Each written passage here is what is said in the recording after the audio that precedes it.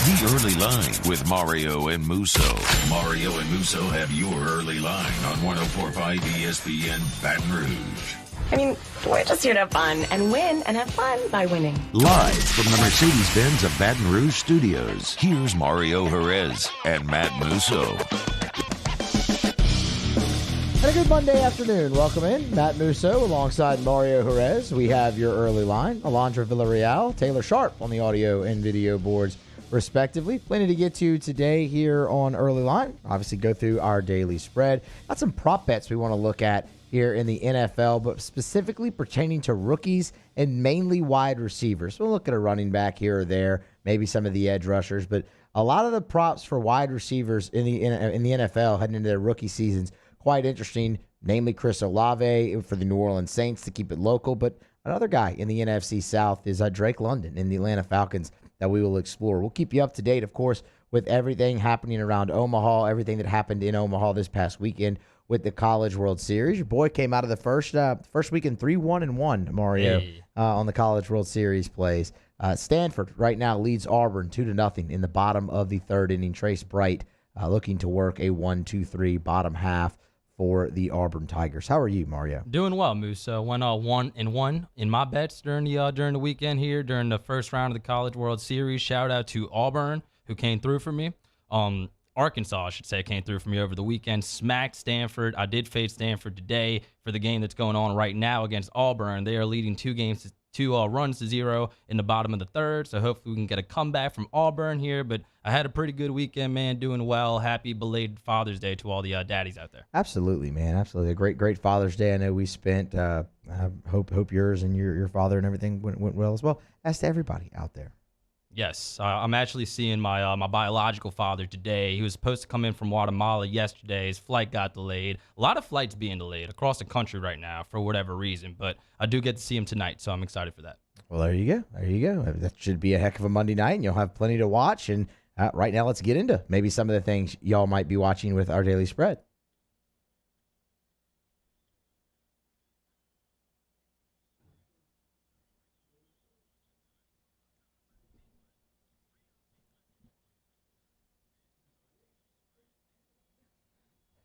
Giants visit the Braves tonight. No runs in the first inning. At minus $1.30.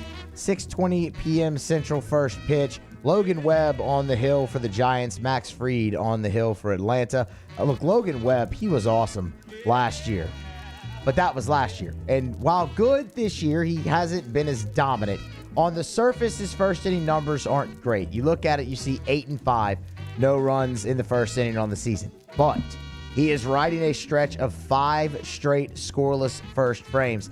In his last 5 first innings, Webb has faced 18 batters, allowed just a 117 batting average against, has walked 1 and struck out 8. He's looking much more like himself. Max Fried, on the other hand, just continues to be solid. 11-2, no runs first inning on the season, 48 batters, 170 batting average against, and has walked just 1.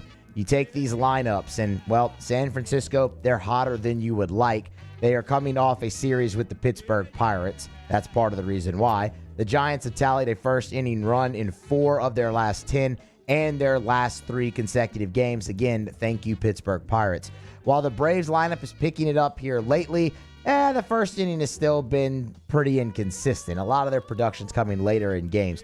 Just 3 of their last 10 first innings have resulted in a run on the board. So we're going to take this one tonight. Logan Webb and Max Fried, no runs in the first inning. Giants, Braves, minus 130. We like it. Let's stay in Major League Baseball here, Musso. I know we've had a lot of fun at the expense of the LA Angels recently. They went through that nasty losing streak. Mike Trout was playing really badly, but today not only am I looking at picking the Angels, but I'm looking at the Angels on the run line as well. Minus 1.5 at plus 108 odds. Tonight against the Royals, this is an 8:38 first pitch over there in Anaheim. The Angels have gone 8 straight games scoring fewer than 5 runs. They don't have very much going offensively right now, but fear not, because they have a big pitching advantage against the Royals tonight, and I don't think that's going to matter because the Angels are going with Noah Syndergaard, who has a 3.53 ERA. For the most part, he's been pretty solid in his first year in LA. Maybe not as good as he once upon a time, but pretty good for the most part. And he definitely will have the advantage tonight against Royals starter Chris Bubik, who has an 8.36 ERA and an 0-4 record. And like I said, offensively, the Angels leaving a little bit to be desired. They are 19th in the major leagues when it comes to runs per game, but Kansas City in that category is 27th, so their offense is even worse. And Mike Trout, we know, went through a nasty slump during that losing streak, but he does have it going a little bit right now. He's hit 5 home runs in his last 5 games. Not good for Kansas City. And the Angels, like we said, have kind of been a punching bag recently, even on this show, but they can be good. And they showed that early in the season when they had a much better record. So I am looking at the Angels on the run line tonight, plus 1.5 against the Kansas City Royals. I like it. Now to the College World Series in the nightcap there. This should be a phenomenal college baseball game. The Ole Miss Rebels and the Arkansas Razorback.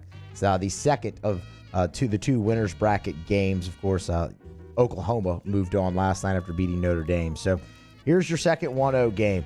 Hunter Elliott, the freshman righty, will go for Ole Miss. Arkansas has now officially announced that Zach Morris, a lefty, not that Zach Morris, different Zach Morris.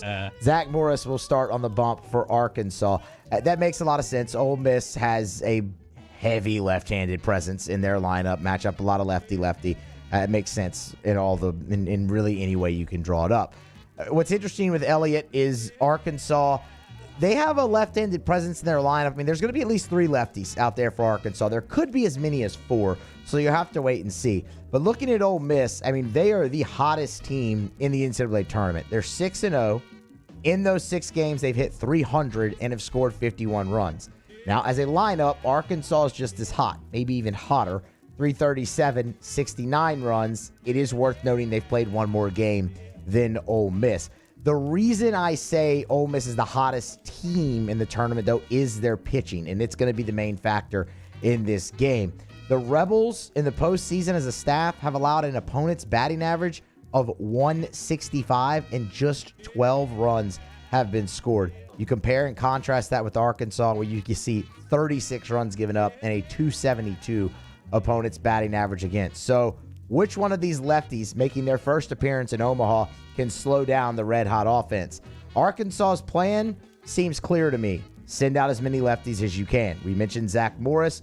After that, maybe you see Hagen Smith, and maybe it's not very far after that. Morris has been really good this season, 20 appearances, but he's only had 1 start. He hasn't gone past 3 1/3, so maybe you want him to get you through that lineup one time, and then you turn it over to Hagen Smith, another lefty who was great early in the season in the starting rotation, but has been moved to the bullpen now as of late and has been really good in that role after a couple of rough starts down the stretch. You piggyback those lefties, you could get some really good length. For Ole Miss, you ride Elliott, obviously, until he bucks you. He's been phenomenal. Ole Miss has won his last 5 starts, and 3 of them have been quality starts. For me, I go with the hotter team, and I believe that's Ole Miss. So I'll take the Rebels on the money line, minus $1.05. Fair enough, but we are going head-to-head here. I've had a little bit of good luck taking Arkansas here into spring sports. Wasn't here during a couple of the rounds during March Madness, but made off pretty good with Arkansas when they beat Gonzaga in the tournament. Football season, I was prone to taking Arkansas a little bit, so I'm going to continue to ride the train here with the Arkansas Razorbacks and take them on the money line in this game. And like Musso kind of alluded to, just want to acknowledge how good both of these teams have been, because like you said, Ole Miss 6-0 this postseason, outscoring their opponents 51-12, but meanwhile Arkansas 6-1, and they are outscoring their opponents 62-36, including a blowout 17-2 win over Stanford over the weekend. Thank you very much, Arkansas. The Razorbacks, I think, are in a very good spot with their pitching. Will McIntyre has been awesome this postseason, and in 2 appearances since the regionals, he has a 2.45 ERA in 11 innings with 5 strikeouts. And the Razorbacks bullpen, like you kind of alluded to, very well rested after Connor Nolan threw 7 2/3 innings and exited when the score was 11-2 in that game against Arkansas. So they have something going for them there. Very good bullpen. And I know Ole Miss's offense has been dominant, especially with 2 outs. Want to point out that Ole Miss with 2 outs this postseason, batting 20 for 66, and a third of their runs have come with 2 outs. So clutch hitting for Ole Miss will be something to watch watch out for in this game. They're likely pitching Hunter Elliott, who has also been really good, but I am going to go with Arkansas. The Razorbacks bullpen is very strong, like I said, and offensively, Arkansas is just clicking right now, man. It was run after run after run against Stanford over the weekend, and while Elliott has been a beast for Ole Miss, has allowed just one run in 12.1 innings this postseason, Arkansas had a little bit of success against him when these two teams met back in April. On April 30th, the Hogs hit 3 home runs off of him in that game. So like we said, have had good luck betting Arkansas this time of year, and I think this is going to be a very, very good baseball game. But I do think the Hogs will win. Give me Arkansas on the money line. Arkansas and Ole Miss, they get underway at 6 p.m. Central from Omaha. That's the nightcap, the second of the 2 winners bracket games in the 2022 College World Series. That's our daily spread. We're going to grab our first break of the show, come back on the other side, dive into some prop bets in the NFL, preseason prop bets as you should, looking at rookies specifically entering their first year in the league. It's Early Line. Stay here, 104.5 ESPN, Baton Rouge. Mario and Musso, the Early Line. Our listeners fire off their opinions on the jimsfirearms.net hotline at 499-1045. Keep listening for your next chance to shoot us your thoughts with the jimsfirearms.net hotline on 1045 ESPN Baton Rouge. There it is, the extra mile, on the border of expected and extraordinary for those willing to go further, like vans customized for work or play, with safety and tech to keep you connected. Supported by a 5-star sales, service, and finance team. And backed by the 1-star you know. So go the extra mile. It's never crowded because so few have what it takes to go there. Mercedes-Benz Vans. Eli's always been into grilling. It took us a while to see it, but the signs were there. What are you doing, Eli? I knew grilling was my thing. I have been talking about it throughout my career. Happy with the results? I am. Got the new grill from barbecueguys.com. It performed great. My advice, as I always told my boys, Do more of what you were born to do. Barbecue Guys, for those who were born to grill. You want cheese on your burger, Pops? I'll take a little cheese. Crime has serious consequences, but anyone can make a mistake. If you find yourself in trouble with the law, know that you have rights, and it's okay to demand them. The law offices of O.C. Brown are here to protect you and your rights. Felony or misdemeanor, DUI or drug charge. No matter what crime you're accused of, you still have rights. Let the law offices of O.C. Brown uphold them. Call 225-343-1111. Your law firm for a lifetime.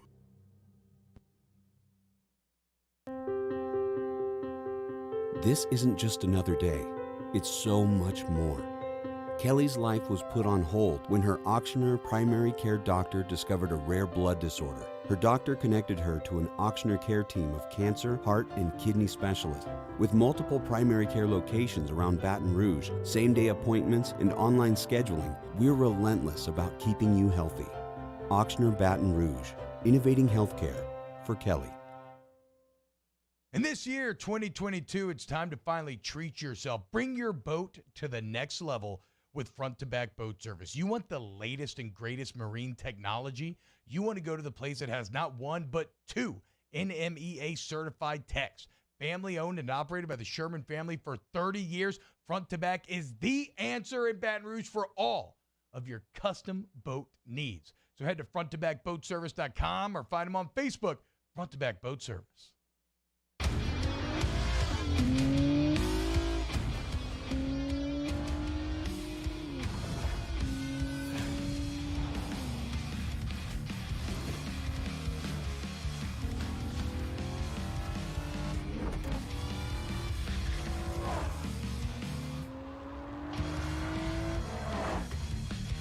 Visit Acura of Baton Rouge for attractive offers on the MDX.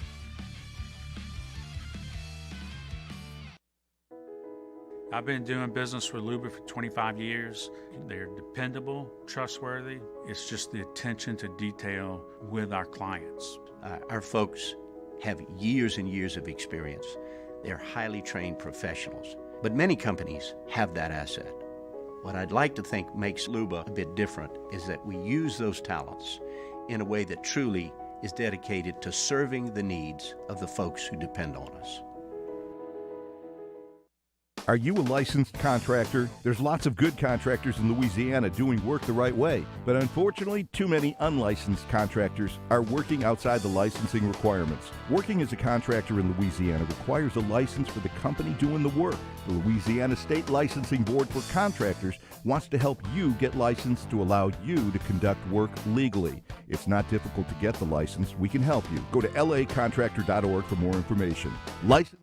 Poor boy raised amid turn-of-the-century New Orleans, Louis Armstrong became one of the most recognizable people on Earth. Visit dropbiscuit.com today and check out the trailer to our first original series, Pops, The Louis Armstrong Story, starring Reno Wilson. Subscribe today.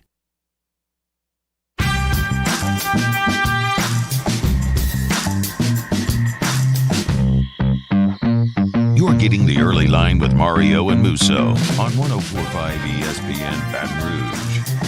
On through here on a Monday. Welcome back to the show. Early line with Mario and Musso. College World Series action underway. Stanford leading Auburn 2-0. Bottom of the fourth inning. But for now, we will switch gears and talk a little bit of football, Musso, because we are getting closer and closer to football season. Lots of items of interest, specifically in the NFL this season, and there's going to be lots of new faces in new places, right? Both in terms of free agents that are with new teams and the rookie class. So I thought for today we can go over a few potential props for the 2022 rookie class and see if any of these are intriguing. I will ask you to keep in mind that last season, three rookie receivers topped 1,000 receiving yards in the NFL. That was Jamar Chase, Kyle Pitts, and Jalen Waddle. A receiver that might be a little underrated coming into this year with the Dolphins getting Tyreek Hill as well. But teams these days not afraid to feature a first-year player. That's for sure. And there's a couple teams on this list who are going to need to feature a first-year player. Yes, there are, and we will get into those teams. But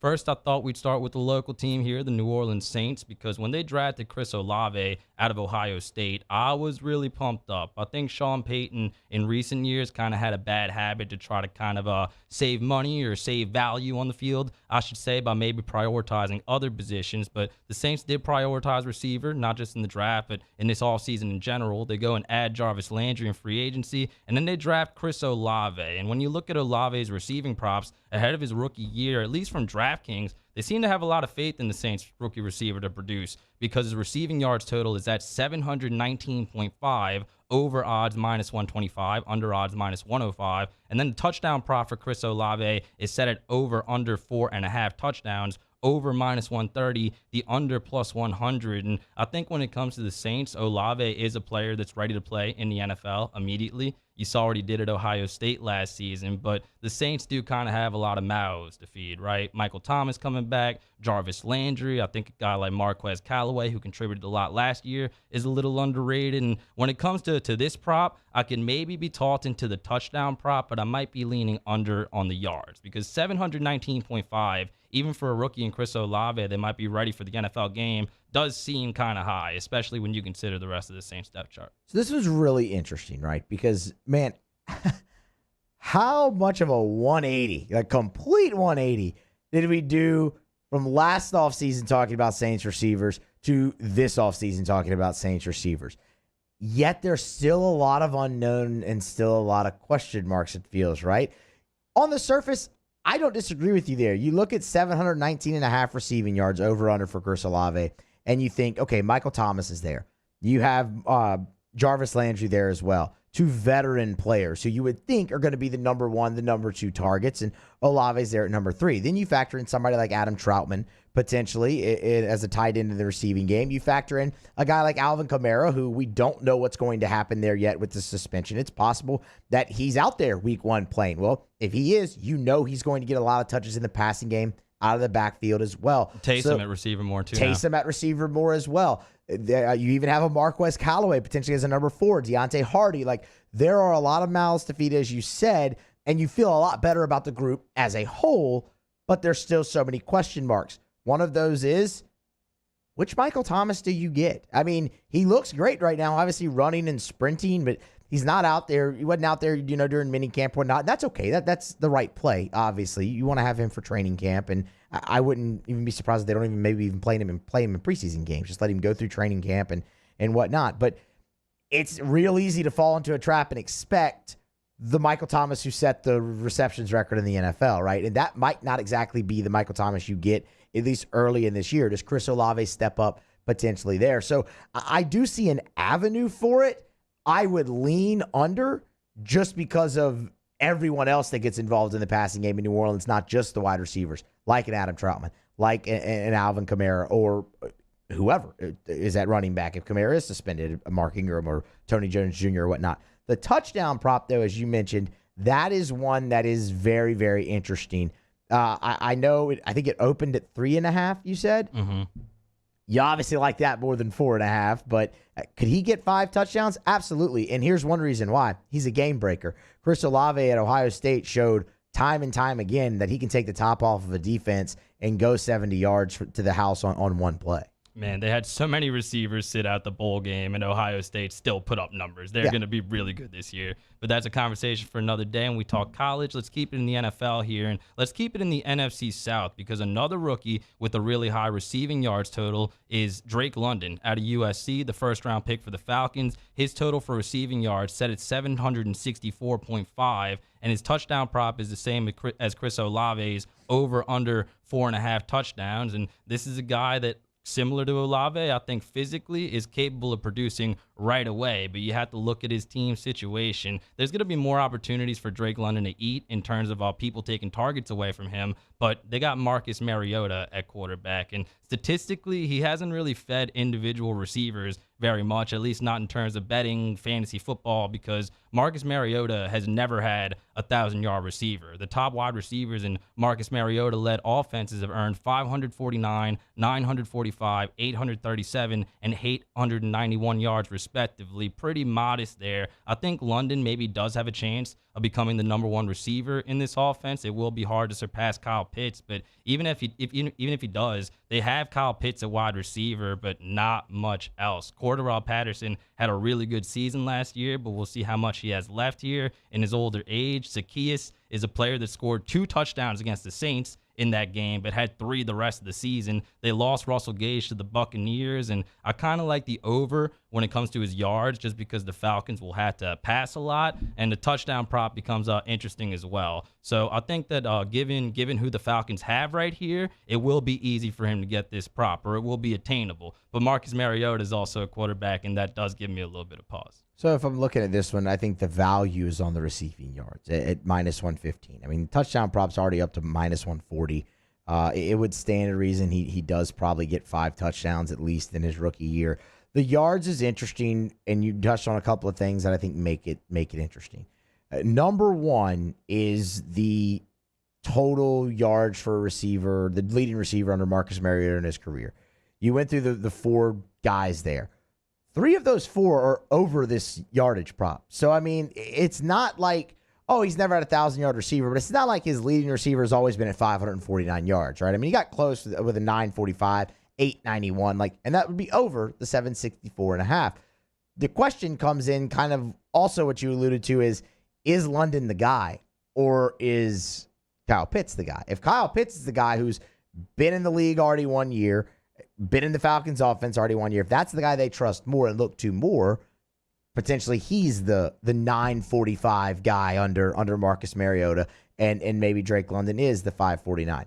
They will be behind in games a lot, like you said. This one's really interesting. I don't hate the over here, but I think you could very well be in for a sweat if you do take Drake London over 764.5 receiving yards as a rookie.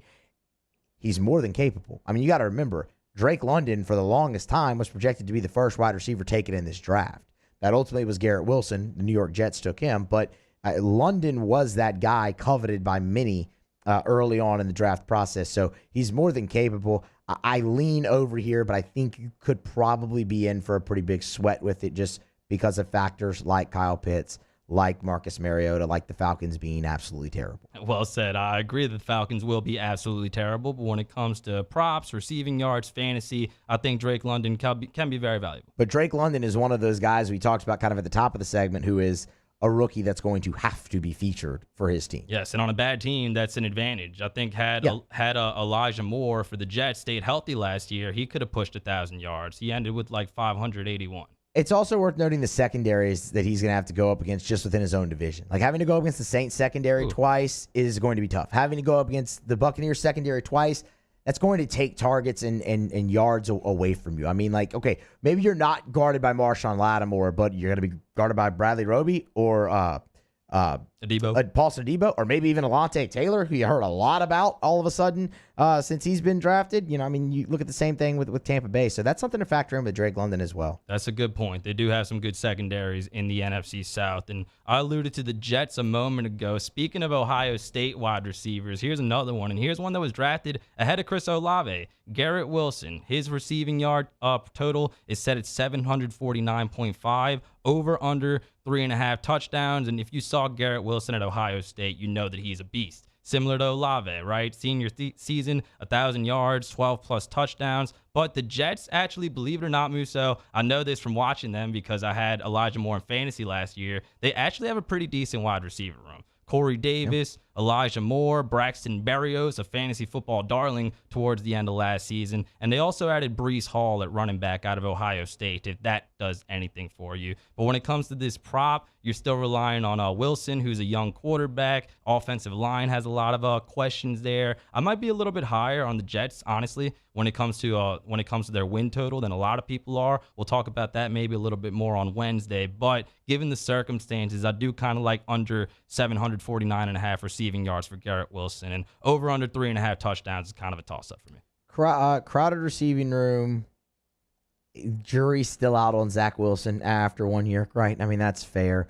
Probably just a stay-away spot for me, in all honesty, because I really don't know what to make of the Jets' offense right now. I know you just mentioned you might be higher on the win total than some, and on paper, I mean, they have a lot of young, talented guys offensively. I mean, Zach Wilson is young and very, very talented. Elijah Moore, you just mentioned, I mean, the guy's young and very, very talented. Breece Hall, who they just drafted, who was one of the best running backs in college the past 2 seasons, is very talented. But it's young, it's unproven, probably just a complete wash and stay away spot for me there. Like I said, I kind of like the under just because I'm higher on some of the Jets receivers. I like Elijah Moore. I like Braxton Berrios. Corey Davis maybe got a little bit more money than he deserved coming to New York, but I could see him have a bounce back year as well. So I do kind of like the under there for Garrett Wilson. And this last one is really interesting. Another SEC receiver, Treylon Burks on the Tennessee Titans. His receiving total is set at 869.5 yards, over under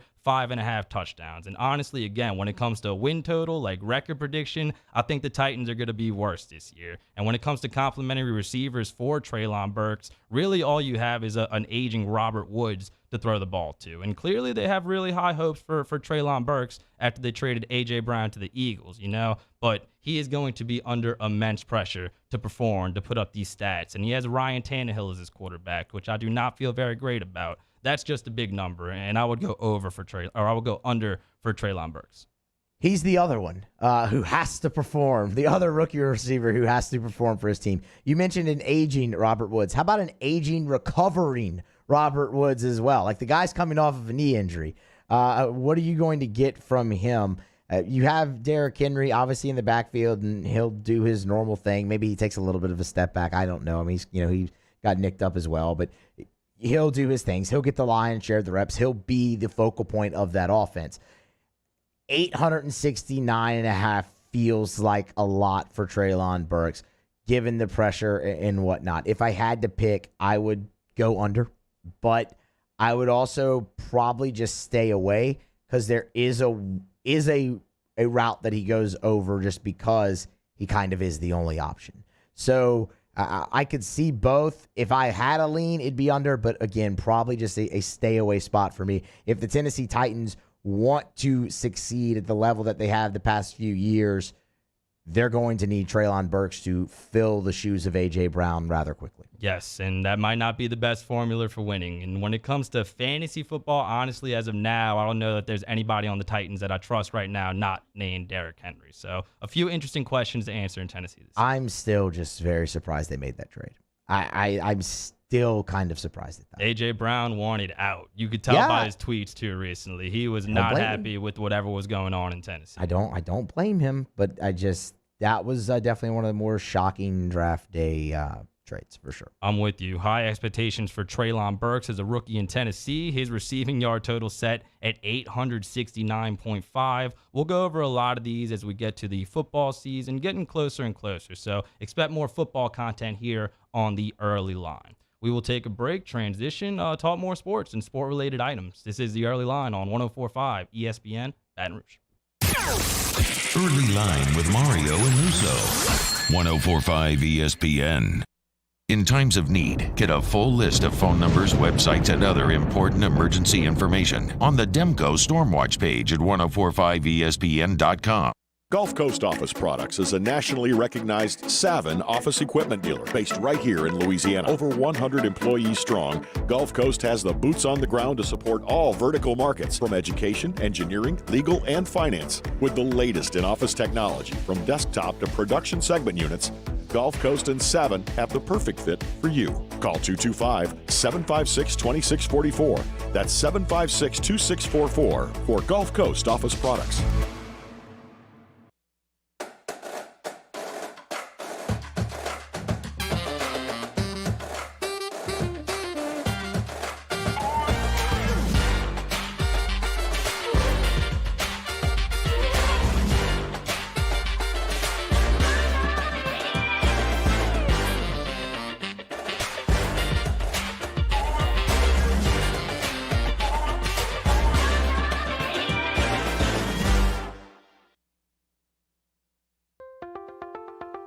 If you're in an accident, a car accident, a slip and fall where you're injured, you need to call an attorney. The defendant insurance company, it's their goal to close the case as quickly as possible and pay out the least amount of money as possible.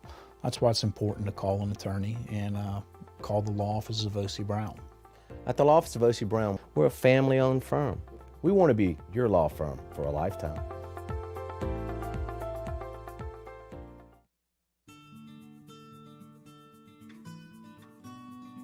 This is a house call. This is a follow-up appointment. This is a diabetes checkup. This isn't just more convenient care, it's more advanced care. This is innovating healthcare at Louisiana's #1 hospital, Ochsner. ServiceMaster Elite create clean, disinfected work environments. As a local business, we take pride in serving the New Orleans and Baton Rouge areas. Our cleaning protocols follow CDC and OSHA standards for healthcare settings, offices, senior living, restaurants, and industrial plants. Contact ServiceMaster Elite to get your operation ready for reopening with germ disinfection cleaning. ServiceMaster Elite, the trusted choice in professional cleaning since 1996. It's no secret, the best oysters in Baton Rouge are at Jolie Pearl Oyster Bar. Enjoy mouth-watering South Louisiana flavor and oysters from all over the country. And don't forget our nightly drink specials.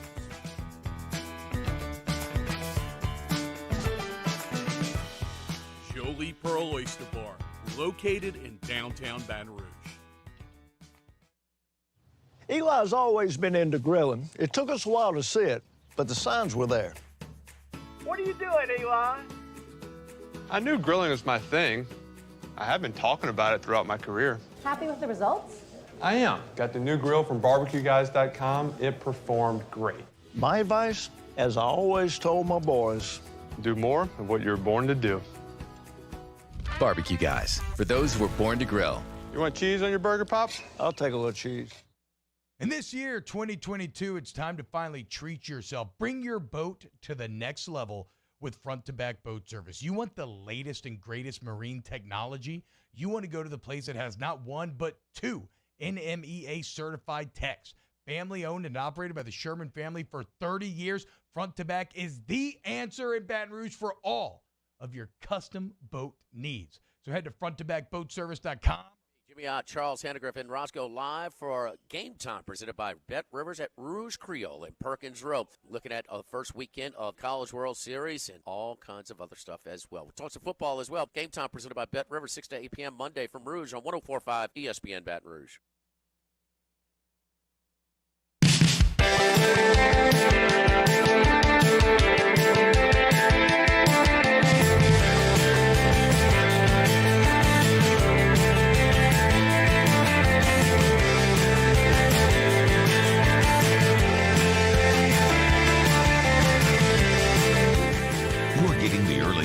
Mario and Musso on 104.5 ESPN Baton Rouge. All right, back here on Early Line, Musso, Mario with you. It's an update from the College World Series. So wild sequence there to end an Auburn threat in the 5th inning. Auburn had runners at first and third with 2 outs. They attempt a steal of second base.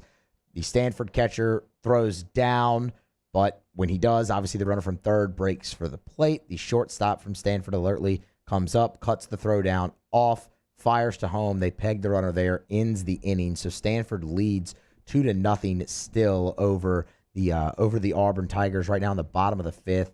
A runner at second for the Cardinal. This is, of course, an elimination game. So the loser of this will be the second team being sent home in Omaha, Nebraska right now so far this year, and the would advance to play the loser of tonight's game between Arkansas and Ole Miss. Don't love that. Don't love that. We'll see if Auburn's able to come back. And like I told you, man, they got smacked by Arkansas over the weekend. We called that on Friday's show. And when it comes to Stanford, I know the numbers have been good for the Cardinal this season, but coming into today, I'd just not been very impressed whenever I watched them. They lost games to UConn and to Texas State, looked pretty vulnerable, and doing well right now against Auburn, up 2-0, but a lot of baseball left. Let's see what happens. There's a lot of baseball left. Auburn, I was intrigued by them starting Trace Bright today. I mean, look, I thought they might go with him in the first game they played against Ole Miss. They ended up not doing that, and I thought that was a great decision going with Joseph Gonzalez. He's their best arm. Now, obviously, it didn't work. They lost that game 5-1, but Mason Barnett was rested. I mean, his last start was on last Monday in Corvallis in that winner-take-all super regional game. He's can at least throw at 96, and when he puts it together, it can be really good. Trace Bright is just an okay SEC arm. He's a nice SEC arm. He's probably really more of a number 3 than even a number 2, but that's who they went with. And in a winner-take-all, like, season on the line, I'm surprised it wouldn't have been a fully rested Mason Barnett like it was the last time Auburn faced elimination a week ago from today, but they went Trace Bright.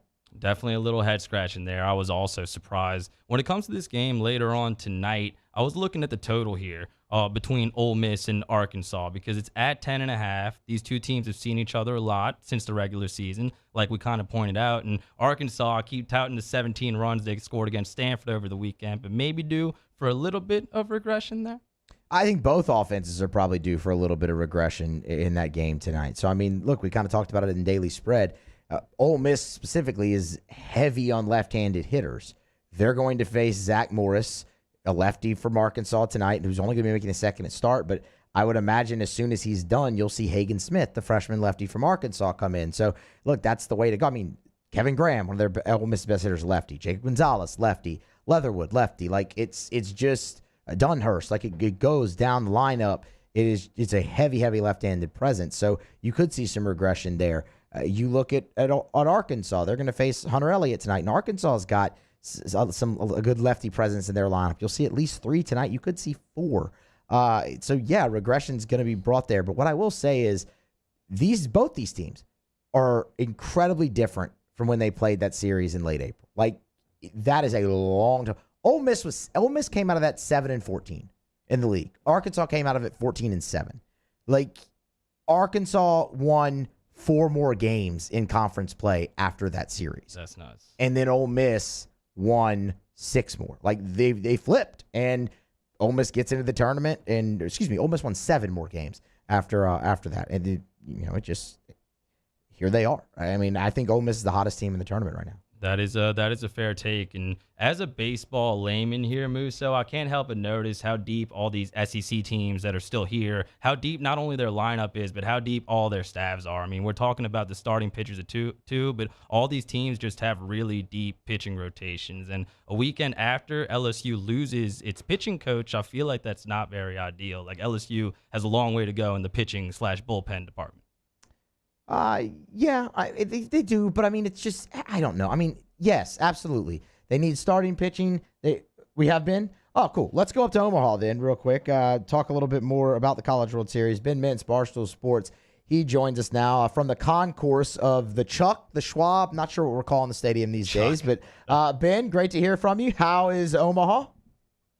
Oh, Omaha's awesome, man. I mean, I can't say enough about this trip. I've been an Ole Miss baseball fan for this program over 20 years, and it's a long time to wait to get to see him play in Omaha. So Saturday was surreal, and I'm about as fired up for this Ole Miss-Arkansas game tonight as I've been for almost any sporting event in quite some time. I'm going to get your thoughts on tonight's game, but before we do that, just kind of your overall impressions so far. What has stood out most to you through the first 4 and now, I guess, half games in the College World Series? Well, until today, the last 2 look like they're going under, but the scoring being so far up when Omaha's usually pitchers duels have stood out. I mean, you look at 13-8, Oklahoma A&M. A&M scored 10 more runs against Texas. I mean, we're seeing some really high-scoring games. You saw Arkansas put up 17 against Stanford, and so Omaha. Yeah. That's usually not a thing, and I think it has to do with the balls maybe being a little juiced. We've seen that with the home run numbers all year. But the Stanford-Auburn 2-0 game is not really helping my theory currently. But it definitely seems like the scoring's up in Omaha. And even with the wind blowing in too. Yeah, I just think it's definitely a thing. And then they have the Big Ten tournament here too, because Creighton plays their home games at Charles Schwab, and the Big Ten tournament was high scoring too. So I've kind of been firing some overs. Going into today, the overs I believe are 4-2, but they're about to be 4-3 because this one looks pretty dead in this game. So I've kind of been riding that, and I've kind of continued to use my underdog strategy that I've used the whole tournament. And going into today, I've won money 9 out of 11 days in the NCAA tournament. And I just, last night, for example, I mean, Notre Dame got bet from -127 to -177. Oklahoma's throwing Cade Horton out there. I mean, I couldn't believe I was getting back $1.35 with Cade Horton and how good Oklahoma's playing. So I was all over that yesterday. I had A&M plus 143 yesterday. So I had a really good day Saturday and Sunday, but I did lose on Friday. So far, so good on that. I know you're pumped for your Rebels, but I also know that your traveling partner, Casey Smith, really pumped up for her Texas A&M Aggies. They won their first College World Series game in the last 20-plus years the other day against Texas. What do you make of the Aggies? How dangerous do you think they are? I mean, so I think the thing with the Aggies, they're dangerous, and any time you're facing like second, third, or fourth starters and teams are toward the back end of their pitching staff, they got a great chance to beat you, but they just don't have that frontline starter, really. Micah Dallas, Texas Tech transfer, did pitch pretty good yesterday, but that's the thing that's holding A&M back is just not having that ace pitcher. But they do a great job working counts. I mean, they got Gordon, the Texas pitcher, out of the game in the second inning. I wouldn't be surprised, like, tomorrow they take on Notre Dame, but Notre Dame's down to their third starter. Like, A&M has a chance to win that game. I just my question with them is whenever they have to face an ace that really makes it tough on them, can they stay in the game? And, that was what got them on Friday when Oklahoma scored 7 second-inning runs with 2 outs. And they fought back and scored 8 runs, and it still wasn't enough. But, I think A&M is still in it. I have a 60-1 future on them. I mean, I think they've got a good chance to beat Notre Dame tomorrow. I just, you got to win 3 straight games here to make it. And I think that's going to be really, really tough. But I do think, they could win tomorrow, and you never know. You never know. Mincy, let's talk about tonight's game, the Ole Miss Rebels and the Arkansas Razorbacks. Before we get a pick or a play from you on the game, you mentioned it. You're about as fired up as you could be. Can you try to put it into words what tonight means to you as an Ole Miss fan, but maybe even the Ole Miss baseball program? I mean, I'll try. When you look at this era, this Mike Bianco era, I mean, Ole Miss has been, and you'd even say this, Musso. I mean, I know it's been like the joke with the Ole Miss Omaha stuff because they were, going into this year, they were 1-6 in supers under Bianco. But this has been a program that's been consistently top 20, top 15, had some top 5, top 10 teams for quite some time now. I mean, you go back like 05 and 06, they got their hearts broken in supers after winning their first 2. They finally made Omaha in 14, won a couple of games. Then the last few years, you win an SEC tournament in 18, you lose in supers in 19 and 21, and you were 16-1 in 2020 when COVID shut the season down. And then you look at this season where they were hyped up, top 5, even number 1 preseason, and you were 7-14 43 days ago in the SEC. And it was just such a roller coaster. I mean, honestly, I got to be truthful. I mean, everybody that wasn't on that team or like members, players, families was really at their wits' end with Bianco this year. It had gotten to that point, and then you turn it around, with the sweep at LSU and then the win at Southern Miss, and then get the last spot in the NCAA tournament. And now the pitching staff is, That's been the big thing is the pitching staff has just been so phenomenal. I mean, Ole Miss has, I believe, overall now in 6 NCAA tournament games, they've allowed 12 runs total. I mean, it's ridiculous. They shut out Southern Miss twice in supers. They held Miami to 1 run in the 2-1 win in the winners bracket of the regional. And, Dylan DeLuce, who pitched awesome against Auburn, and Hunter Elliott, freshman lefty, have, formed just a dynamite 1-2 pitching combo. But as far as putting into words, it's hard to even explain. I've gotten to know Tim Elko and Kevin Graham well. Those guys came back this year, and everybody was out on them, and now here they are in Omaha. So it's an incredible story, and I also believe in the synergy. I was here to watch Brandon Walker and Mississippi State win it all last year, and now I'm feeling, and I don't want to say too much, but I feel like something special in the air's going on. Mincy, have you been to the bar that's serving all these Jello shots in Omaha? And I know that you're not drinking right now, but we're about to get into it in the next segment. Overall, how do you feel about Jello shots? I used to take them back in my frat days. I'm going to try to pop by Rocco's before the game today. Video content.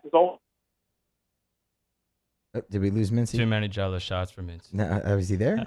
Oh, there he is. Mincy, we got you? Somewhat.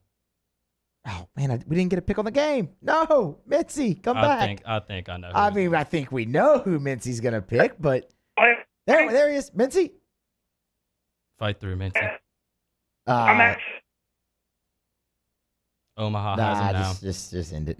Omaha has him now. Omaha has him now. Yeah, we lost Mincy there. We're due for a break. Mincy was going to take the Rebels on the money line. He was going to say nice things about Jello shots, too. Yeah, Mincy's going to take the Rebels on the money line. We know that. So, look, he's only lost, I believe, one game, so one play so far in Omaha.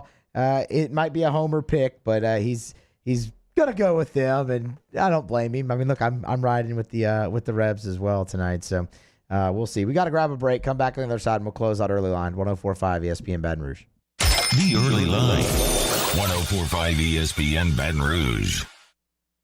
Our listeners fire off their opinions on the jimsfirearms.net hotline at 499-1045. Keep listening for your next chance to shoot us your thoughts with the jimsfirearms.net hotline on 104.5 ESPN Baton Rouge. There it is, the extra mile, on the border of expected and extraordinary for those willing to go further, like vans customized for work or play, with safety and tech to keep you connected. Supported by a 5-star sales, service, and finance team. And backed by the 1-star you know. So go the extra mile. It's never crowded because so few have what it takes to go there. Mercedes-Benz Vans. Crime has serious consequences, but anyone can make a mistake. If you find yourself in trouble with the law, know that you have rights, and it's okay to demand them. The law offices of O.C. Brown are here to protect you and your rights. Felony or misdemeanor, DUI or drug charge. No matter what crime you're accused of, you still have rights. Let the law offices of O.C. Brown uphold them. Call 225-343-1111. Your law firm for a lifetime.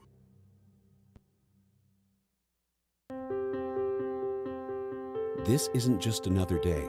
It's so much more. Kelly's life was put on hold when her auctioneer primary care doctor discovered a rare blood disorder. Her doctor connected her to an auctioneer care team of cancer, heart, and kidney specialists. With multiple primary care locations around Baton Rouge, same-day appointments, and online scheduling, we're relentless about keeping you healthy. Auctioneer Baton Rouge, innovating healthcare for Kelly.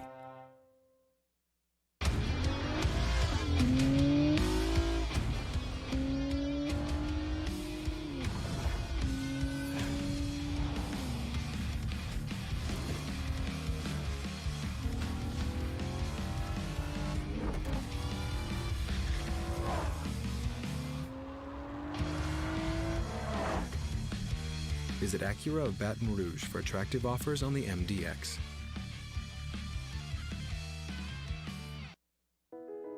I've been doing business with Luba for 25 years. They're dependable, trustworthy. It's just the attention to detail with our clients. Our folks have years and years of experience. They're highly trained professionals, but many companies have that asset. What I'd like to think makes Luba a bit different is that we use those talents in a way that truly is dedicated to serving the needs of the folks who depend on us. Are you a licensed contractor? There's lots of good contractors in Louisiana doing work the right way, but unfortunately, too many unlicensed contractors are working outside the licensing requirements. Working as a contractor in Louisiana requires a license for the company doing the work. The Louisiana State Licensing Board for Contractors wants to help you get licensed to allow you to conduct work legally. It's not difficult to get the license. We can help you. Go to lacontractor.org for more information. Licensed contractors, it's the law. Gulf Coast Office Products is a nationally recognized Savin office equipment dealer based right here in Louisiana. Over 100 employees strong, Gulf Coast has the boots on the ground to support all vertical markets, from education, engineering, legal, and finance. With the latest in office technology, from desktop to production segment units, Gulf Coast and Savin have the perfect fit for you. Call 225-756-2644. That's 756-2644 for Gulf Coast Office Products.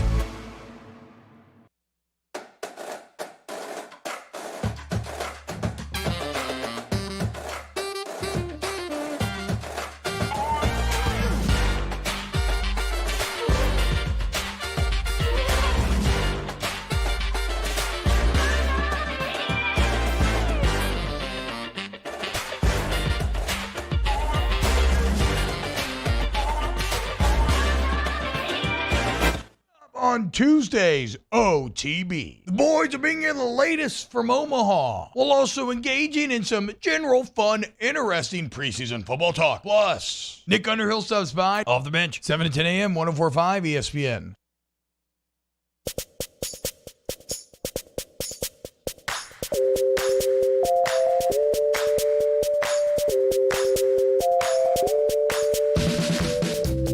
Early Line with Mario and Musso. 104.5 ESPN Baton Rouge. Auburn trailing Stanford 2 runs to 0. Top of the 6th inning. 2 on for Auburn. Tigers trying to rally there. And when it comes to the other game on deck for today, Arkansas and Ole Miss, we have an official pick from Ben Mintz. Yes, and it is Ole Miss on the money line, minus 106. But he also threw in under 10.5 in that game as well. He really likes Hunter Elliott tonight on the mound, and I don't blame him.